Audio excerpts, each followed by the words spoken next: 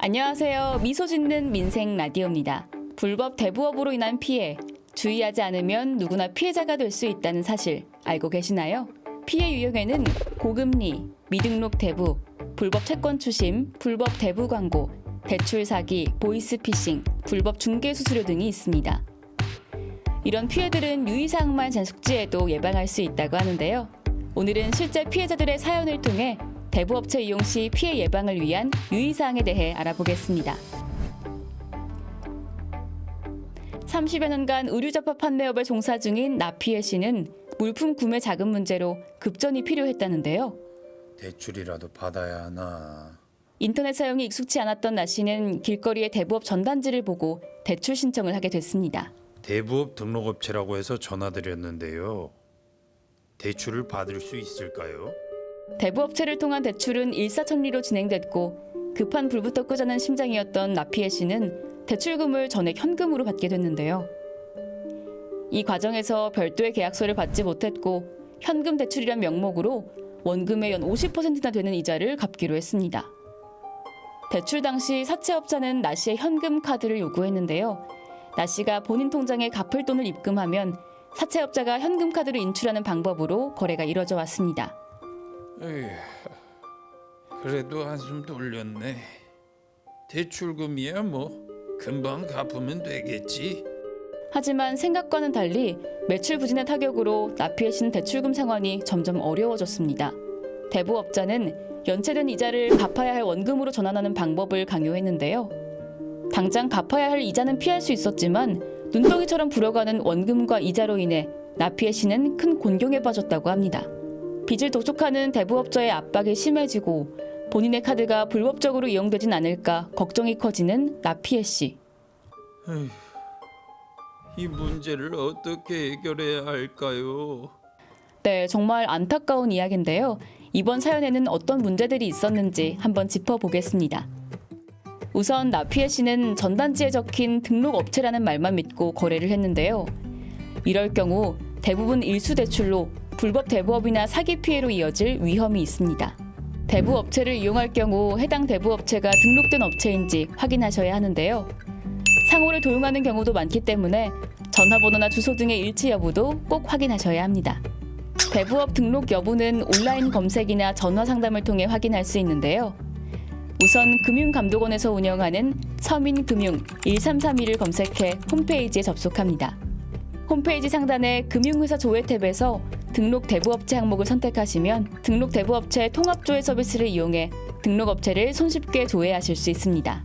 해당 서비스는 금융감독원의 파인 포털과 한국대부금융협회 홈페이지에서도 이용하실 수 있는데요.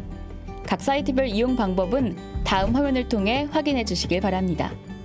인터넷이나 스마트폰 이용이 어려우신 경우 서울시 불법 대부업 피해 상담센터에서도 전화 상담이 가능하다고 합니다. 다음으로 아무리 마음이 급하시더라도 대부 계약과 관련된 서류들은 철저하게 확인하고 관리해야 하는데요. 계약 체결 시에는 금액, 기간, 이자율 등 중요한 내용을 반드시 확인 후 정확히 자필로 기재된 계약서를 받아서 보관해야 합니다. 계약서뿐만 아니라 향후 분쟁이 발생했을 때를 대비해 대출금 상환 시 입금 내역, 원리금 상환 내역서 등 관련 증거 자료를 꼼꼼히 확보해야 합니다. 다음은 법정 이자율에 대한 사항인데요. 현 대부업법 및 이자제한법상 최고 이자율은 24%라는 사실 알고 계셨나요? 최고 이자율을 초과하는 부분에 대한 이자 계약은 무효이기 때문에 원금을 충당한 후 초과 지급된 이자 금액은 반환을 요구할 수 있습니다. 또한 연체 시 대부업자가 약정 이자의 3%를 초과하는 이자를 요구하는 건 불법입니다. 대출 시 선이자를 요구하는 문제도 종종 발생한다고 하는데요. 이 경우 선이자는 대출 원금에서 제외하는 것이 원칙이라는 점 명심하시길 바랍니다. 앞선 사연의 나피혜 씨는 본인 명의의 현금 카드를 대부업자에게 양도했는데요. 체크카드, 현금카드를 양도할 경우 소위 대포통장 범죄로 이어질 우려가 있기 때문에 엄연히 불법인 사항입니다. 특히 대포통장 범죄의 경우 매매나 대여해준 사람 또한 형사처벌 대상이 되기 때문에 어떠한 경우에도 통장이나 카드는 대여하지 않아야 함을 명심하셔야 합니다. 채무 상환 시에도 대부업자 또는 채권자가 아닌 다른 명의 계좌에는 입금을 거부하셔야 하며 채무 변제를 완료한 경우 채무 변제 확인서를 교부받아 최소 5년 이상은 보관하시는 게 바람직합니다. 지금까지 대부업체를 이용한 대출 이용 시 유의사항에 대해 알아봤는데요. 앞선 사연처럼 대부업체와 직접 접촉하는 경우도 있지만 전화나 문자 광고를 통한 대출 사기에 노출되는 경우도 많다고 합니다. 말도 안 되는 조건을 내걸며 소비자들을 혹하게 하는 불법 허위 광고 피해, 다음 사연을 통해 알아보겠습니다. 최근 이사자금 문제로 전세 대출을 알아보던 주부 박현옥 씨는 조건에 맞는 대출을 찾기 어려워 걱정이었습니다. 그러던 어느 날 박 씨의 휴대폰으로 전송된 한 통의 문자. 누구나 낮은 금리로 대출이 가능하다는 내용에 혹한 박현옥 씨는 아무런 의심 없이 해당 업체에 전화를 했는데요. 정말 조건에 상관없이 제일 낮은 금리 대출을 받을 수 있나요? 네, 고객님.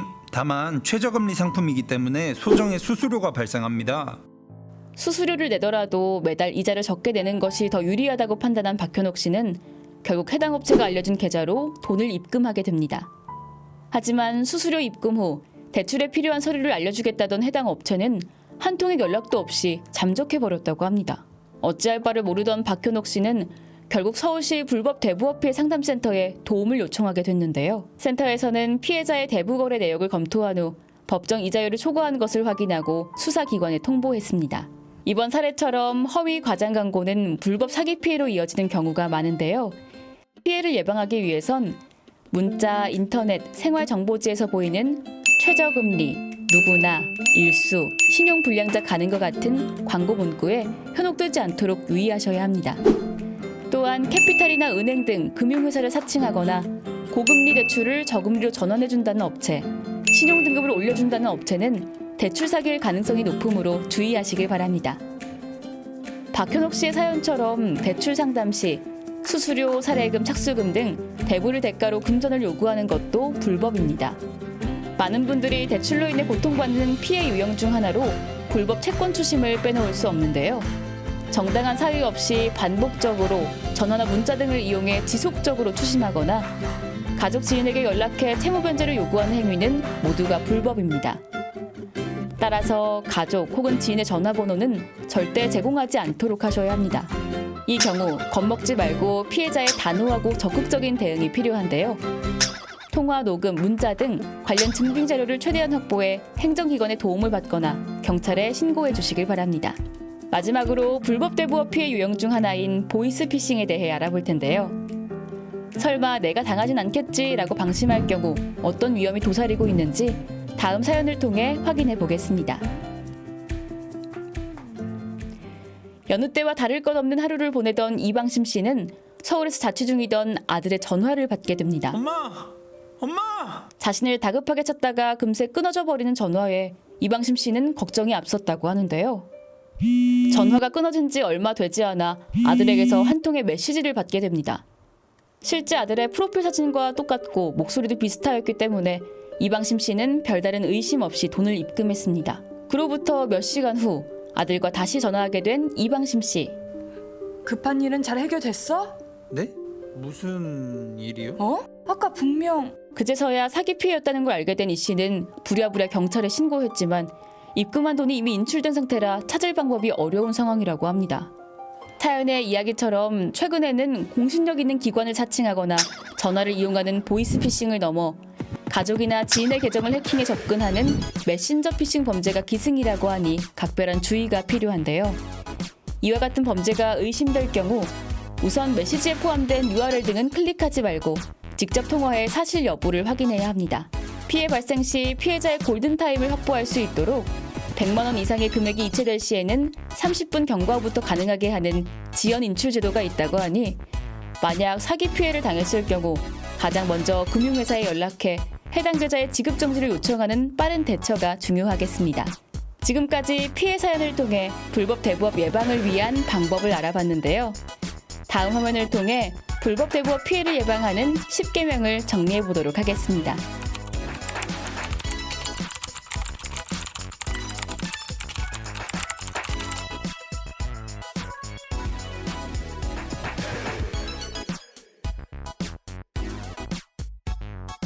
서울시에서는 시민 여러분의 민생침해 고민을 함께 해결할 수 있도록 다양한 온오프라인 창구를 운영하고 있습니다. 불법 대부업 피해로 눈물 흘릴 일 없는 도시 서울. 서울시가 시민 여러분과 함께 노력하겠습니다. 지금까지 미소 짓는 민생 라디오였습니다.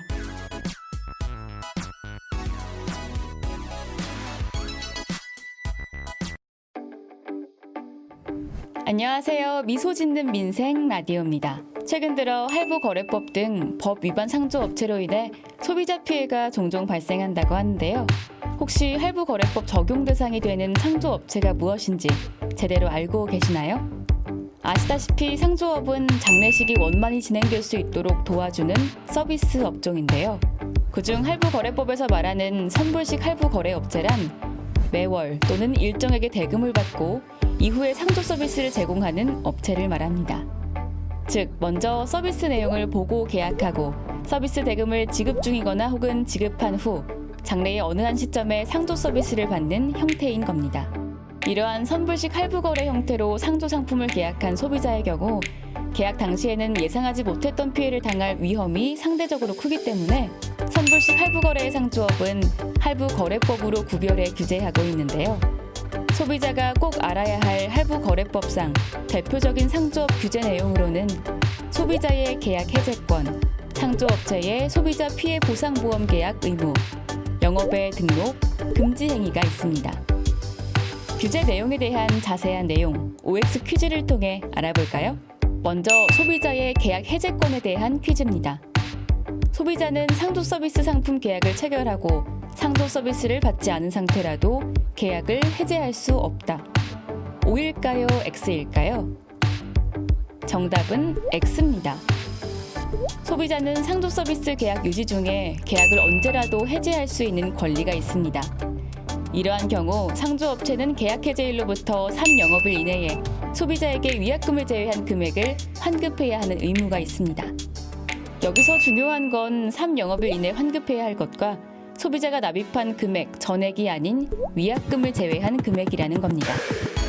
위약금의 산정 기준은 공정거래위원회의 고시에 따라 산정되며 이 기준을 지키지 않을 경우에도 법률 위반이 됩니다. 이 기준보다 소비자가 유리하게 계약한 경우는 약관에 표시가 되어 있어야 하며 총 계약 금액이 모두 납입된 만기 기준으로 100% 환급이라고 계약한 경우라도 총 계약 금액이 납입된 때와 100% 환급이 가능한 때까지 길게는 10년까지 설정이 된 경우가 있으니 약관을 꼼꼼히 살피고 계약을 하셔야 해요. 다음은 상조업체의 소비자 피해보상보험 계약 의무에 대한 퀴즈입니다. 선불식 할부거래 형태로 영업하는 상조업체가 폐업하는 경우 소비자는 해당 상조업체에 납입한 금액 전부를 잃게 된다. 정답은 X입니다. 선불식 할부거래 업체는 관할 지자체에 등록할 때 소비자 피해 보상보험 계약에 대한 계약서 등 증빙 서류를 제출하여야 하는데요. 소비자 피해 보상보험 계약의 내용은 쉽게 말해 상조업체가 문을 닫은 경우에도 업체 측에서 소비자가 납입한 금액의 50%를 예치기관 등에 예치한 경우 해당 금액을 되돌려 받을 수 있다는 겁니다. 선불식 할부거래 업체가 폐업한 경우 소비자에게 그 금액을 지급하는 예치기관 등은 시중은행이나 공제조합인데요. 공제조합은 현재 한국상조공제조합과 상조보증공제조합 두 군데가 있으며 이 두 기관은 공정거래위원회의 인가를 받아 운영되는 소비자 피해보상 목적의 기관입니다. 상조업체는 소비자와 계약을 하면 그 즉시 시중은행이나 공제조합에 신고하고 소비자가 납입한 비용의 50%를 예치하여야 하는 의무를 지고 있습니다. 만약 상조업체에서 이 신고를 누락하거나 해당 금액을 예치하지 않으면 소비자는 업체가 폐업하더라도 현금 보상을 받을 수 없는데요. 그러니 계약 시에 꼭 소비자 피해 보상보험 증서를 확인하시고 상조업체가 해당 기관의 예치를 제대로 하고 있는지 계약 후에도 6개월에 한 번씩은 확인해 보는 것이 좋습니다. 다음은 할부거래법상 상조업 규제 내용 세 번째, 영업의 등록에 대해 설명드리겠습니다. 앞서 말씀드렸다시피 서울시에 소재한 상조업체가 선불식 할부거래 형태로 영업을 하기 위해서는 서울시에 등록하여야 하는데요. 선불식 할부거래 업체의 등록 여부는 공정거래위원회 홈페이지에서 확인 가능하며 정보 공개 메뉴, 선불식 할부거래 사업자 항목을 클릭하신 후 검색을 통해 등록된 상조업체의 상호, 주소 대표자의 이름 등 신원 및 경영 안전성을 확인할 수 있는 정보를 확인하실 수 있습니다. 등록하지 않은 업체가 갑자기 연락이 되지 않거나 문을 닫으면 아무런 보상도 받을 수 없기 때문에 내가 가입한 상조업체가 등록된 업체인지 꼭 확인하는 것이 중요합니다. 마지막으로 상조업 규제 내용 네 번째, 금지 행위에 대해 설명드리겠습니다. 앞서 설명드린 소비자 피해 보상보험 계약 등을 계약기관과 체결하지 않거나 피해 보상금을 보존하지 않거나 정당한 사유 없이 소비자의 계약 해제를 거부하는 행위는 금지 행위 조항에서도 명백히 규제하고 있는데요. 이와 같이 할부거래법 제34조 금지 행위 조항에서는 앞서 설명드린 세 가지의 내용을 포함해 위법 행위 유형을 총 18가지로 정리해뒀으니 참고해보시면 좋겠습니다. 할부거래법에서는 각 위법 행위 유형에 대해 처벌 규정도 마련하고 있으니 각 유형에 해당하는 피해에 대해서는 다음 상담센터에서 상담 가능하며 서울시에 소재하고 있는 상조업체에 대한 민원 접수는 서울시 응답소 눈물 그만 상담센터에 접수 바랍니다. 지금까지 할부거래법 위반에 대한 내용을 살펴봤는데요. 다음은 최근 영업 형태로 인한 소비자의 피해 유형을 사례와 함께 살펴보겠습니다.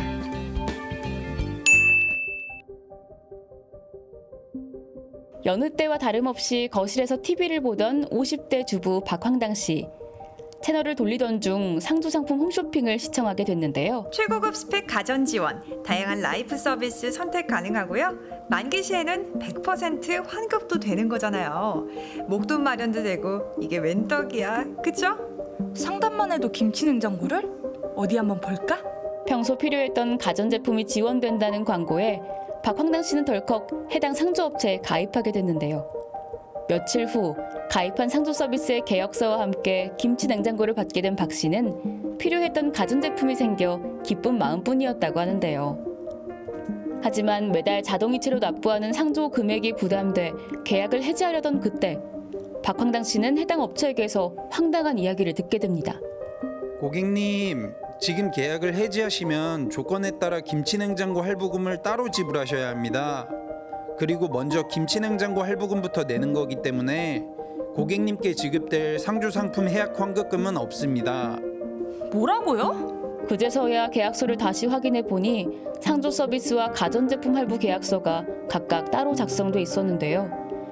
게다가 할부 계약서에는 계약 초기 월 납입금 대부분이 가전제품 할부금이란 내용이 작게 표시돼 있었습니다.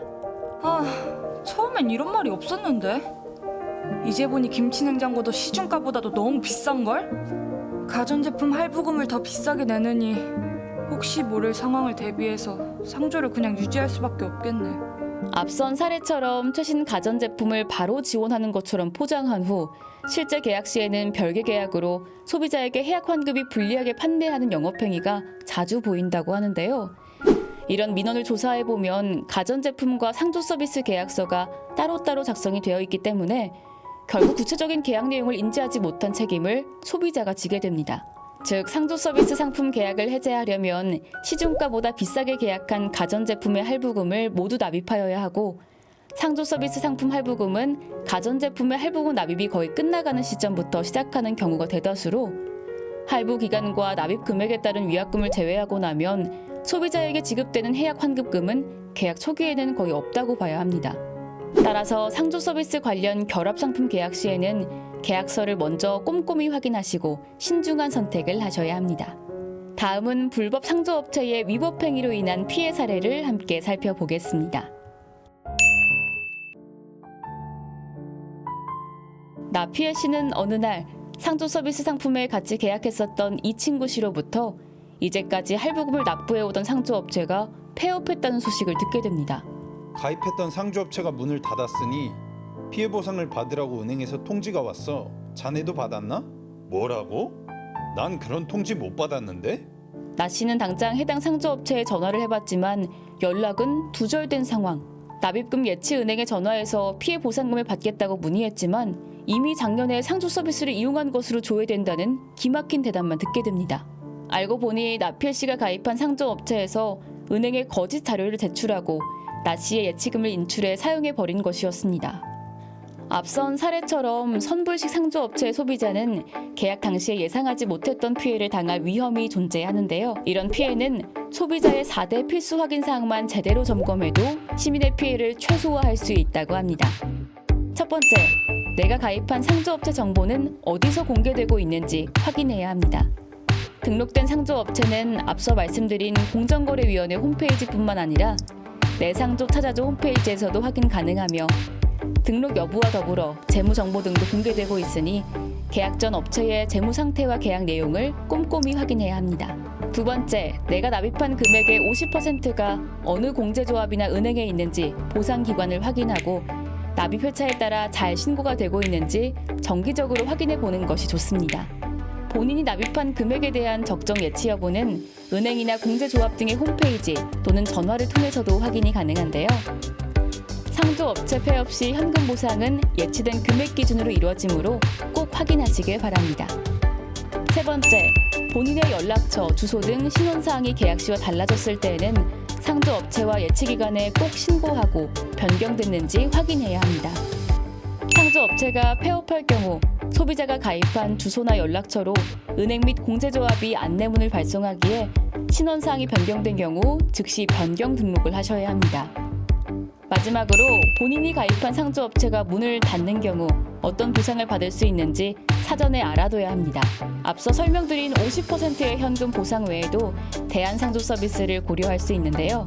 과거 소비자 피해가 빈번했던 상조시장의 신뢰 회복을 위해 업계 자발적인 참여로 만들어진 대안상조 서비스는 현금 보상받은 금액을 참여업체에 납입하면 피해 금액 전체를 납입한 것으로 인정해주고 소비자가 원할 때에 상조 서비스를 제공합니다.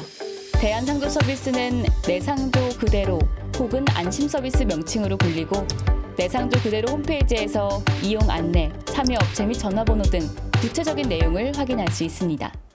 4대 필수사항 외에도 피해보상금 수령에 대비해 소비자 피해보상증서, 상조계약서 등 관련 서류를 꼼꼼히 관리해야 한다는 점 잊지 않으셔야 합니다.